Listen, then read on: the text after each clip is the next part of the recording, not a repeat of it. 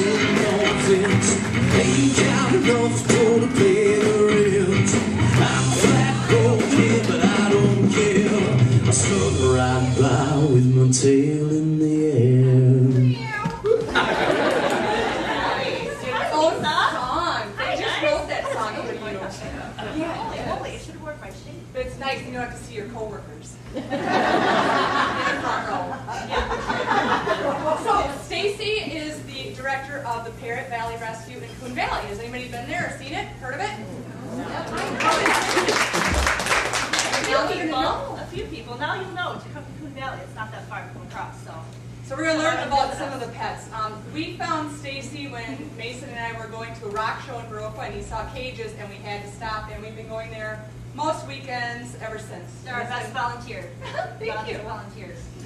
It's been almost 2 years. So yeah. We're going to show you some of her animals, and a lot of it's domestic birds. So people, you can explain how that works. People surrender them. Yeah, kind of like the Humane Society, only for parrots. Well as other critters do come to us too. But we're mainly a parrot rescue. We're a nonprofit organization that's been around for about 15 years.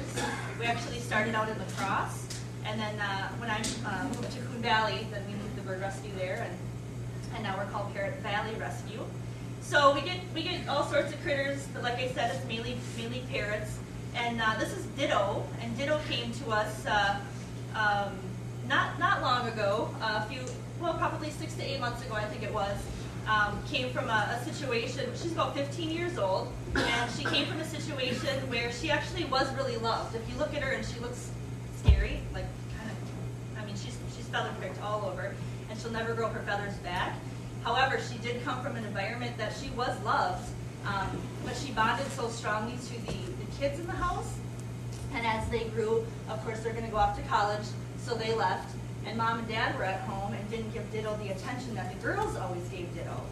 So Ditto just really had a hard time with that and started picking out her feathers. And this is how she looks. So Maybe you can show them what that is in the front. That was something, one of the first things I learned is about the pocket in the front. You guys see that? Oh, it's such a pretty bird. Pretty bird. It's kind of neat to actually see a naked bird, and you can really see the anatomy of it. Ditto, right? Yeah, right. Ditto, right?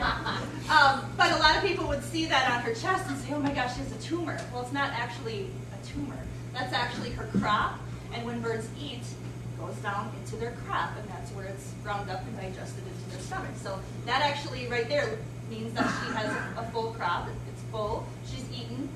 She's having a few snacks downstairs. That feels nice. So that's Ditto, and she, like I said, she picked her feathers out because just like we have habits, we chew our fingernails, we pull our hair, crack knuckles. This is now her habit, and she'll always have that habit, unfortunately. So she won't grow her feathers back because once they pick their feathers so severely, the follicle is actually damaged and it can't reproduce. So she'll always look this way. And she's in a fun home. She is in an awesome home. Super, super fun home with little kids. Anybody can hold her. She's super sweet. You can kiss her, pet her. She loves it. She's out all the time. She's not in a cage. She's super happy. Yeah, because isn't the owner a magician? It's like yes, a local magician. I don't know if he's in a show. Yeah, I don't know if he's ever taken her to the show, but yeah, he's a pretty funny guy and great family. So that's Ditto. Now you learned about naked birds. Yeah.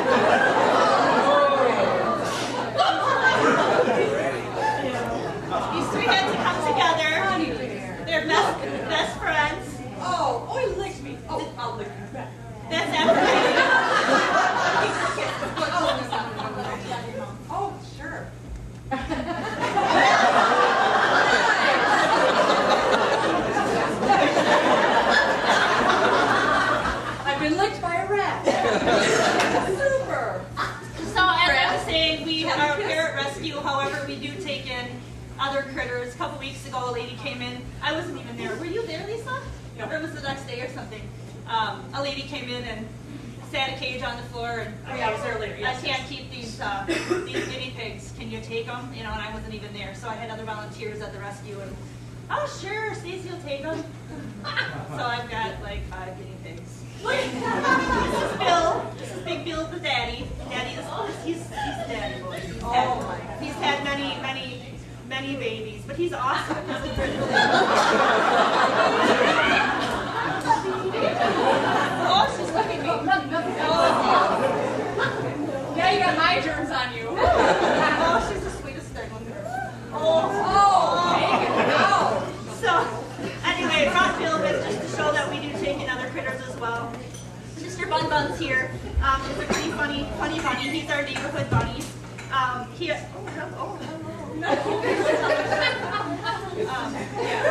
to be snuggly and warm. Yeah. So Mr. Bun Buns is our neighborhood bunny. It's making a mess. That actually has nothing to do with this. He's not a rescue, but you know. The bunny actually lives in our neighborhood. This is a domestic bunny. He's not a wild bunny. However, he was found in a neighborhood garage, so we don't know whose bunny he is. But this bunny literally lives between 3 neighbors' houses. He lives outside, and he doesn't run away. He comes to each of our houses to hang out and be fed. It's hilarious. Pretty smart. He's the greatest bunny. You can walk up to him outside and pet him, pick him up, whatever. He's the greatest bunny ever. So we don't know where he came from, who had him, but he's our bunny. I love that these two are together. They're pals. They're all I pals. love that. I think They're all pals. So, okay. That's awesome. So that's these cute guys.